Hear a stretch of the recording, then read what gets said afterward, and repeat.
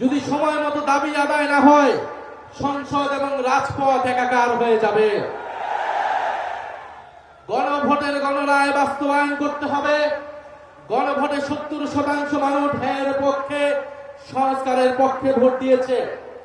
আমরা এখনো একটু কথা অল্প করে বলছি, কারণ দেশে অনেক সংকট, দেশের মানুষ ভালো নেই, দেশে জ্বালানি সংকট, দেশের মানুষ চিকিৎসা পাচ্ছে না, হামের চিকিৎসা পাচ্ছে না, দ্রব্যমূল্যের ঊর্ধ্বগতি, তেলের দাম বৃদ্ধি হয়েছে। বিরোধী দল থেকে দায়িত্বশীল বক্তব্য দেওয়া হয়েছে, সরকারকে সহযোগিতা করতে চেয়েছি।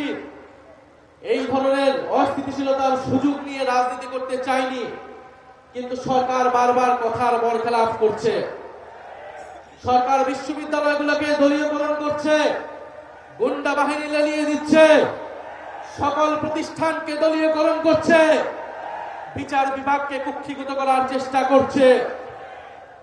বাংলাদেশের জনগণ, বাংলাদেশের ধর্মপ্রাণ দেশপ্রেমিক মানুষ এই নতুন করে জেগে ওঠা স্বৈরতন্ত্র, পুরনো বন্দোবস্ত, পুরনো সংস্কৃতিকে যারা টিকিয়ে রাখতে চায় তাদেরকে কোনোভাবেই প্রশ্রয় দেবে না।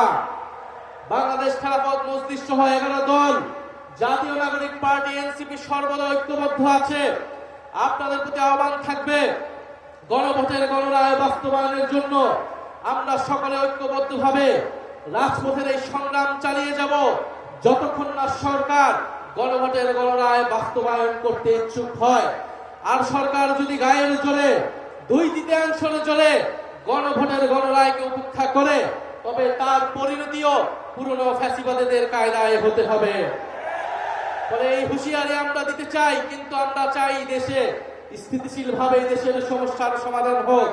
সরকার যত দ্রুত গণরায় মেনে নেবে, তত দ্রুত সরকারের জন্য মঙ্গল, দেশের জন্য মঙ্গল।